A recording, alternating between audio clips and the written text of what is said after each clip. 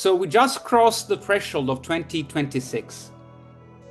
And as we take the first steps into this new year, we may notice a palpable tension, an underlying current beneath the surface that is hard to be with and calibrate within each and every one of us.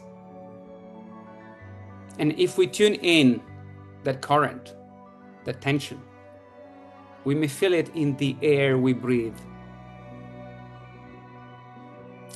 in the spaces we inhabit, in the relationships we live, maybe also in the signals our body sends to us, demanding new care and attention. And we may choose to ignore the tension. We may choose to turn our focus on daily tasks and deadlines, but it's still there, inviting to calibrate our stance as leaders in our domain of life, our position as citizen of this planet, our core center as human beings, part of the whole humanity.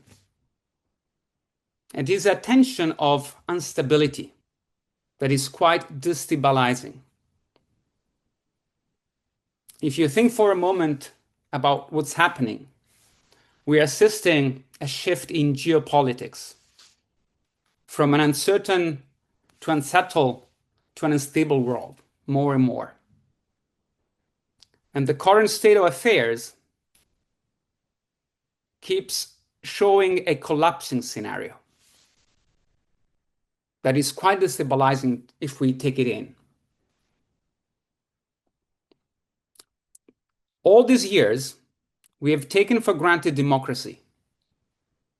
We're taking for granted that democracy was on a trajectory towards evolution, learning from past mistakes, maybe slowly, maybe gradually, maybe stumbling along the way, but progressing. And yet, it may appear that a different scenario is being depicted in many ways.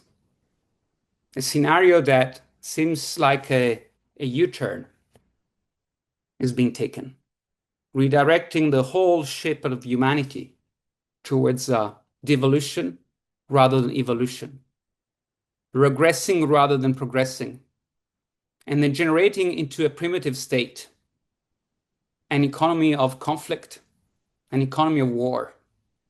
From multilateral cooperation we used to focus on to a multipolar world. If you just think about peace and security cooperation continue to decrease, conflicts escalate, military spending rise as if it were the only solution, as global multilateral resolution mechanisms struggle to de-escalate crisis. And what is most shocking is that the new unpredictability of events that is taking shape, that goes beyond the usual uncertainty of the unknown, and that is becoming the norm and replacing trust into the future with fear of the future. And we may ask, where will we, where will the world be in a year, a decade from now?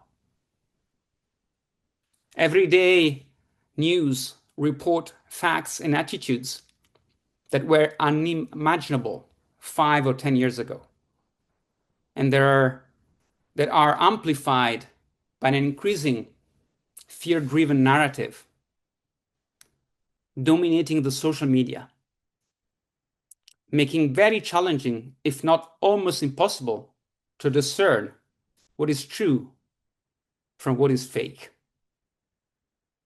what is real from what is artificial.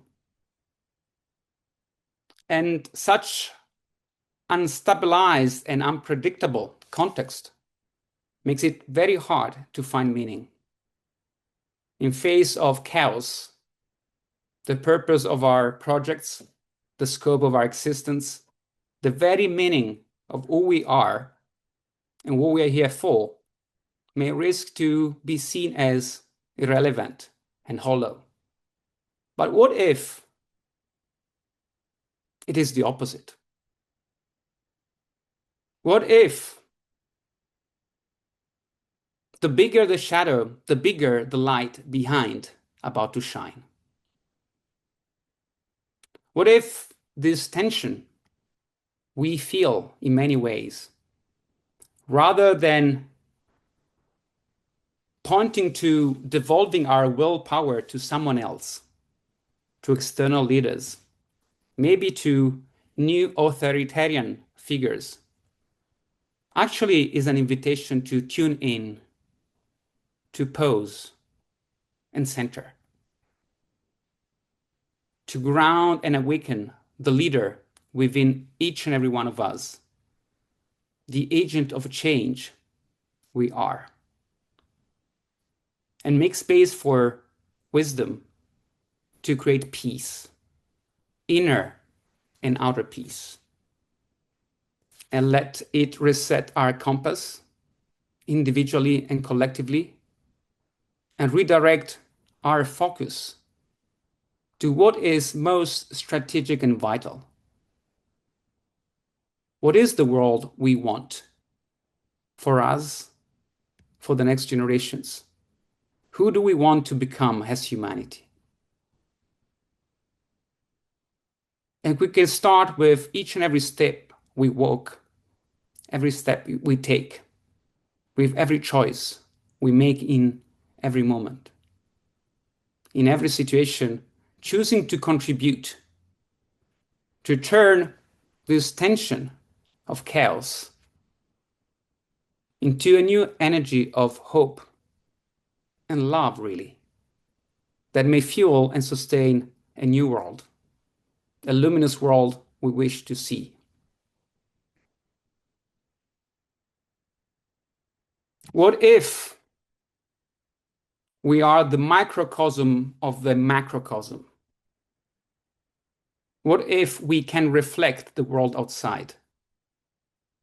What if, in a way, the geopolitics we see are mirroring a tension within us and vice versa? What will shift in our perspective were we to believe this possibility? What kind of shift would invite inside us to bring about a different world as agents of change, seeing that what's happening is not only happening to us, it is happening with and through us. So maybe as we center, we have the capacity to redirect humanity as a whole.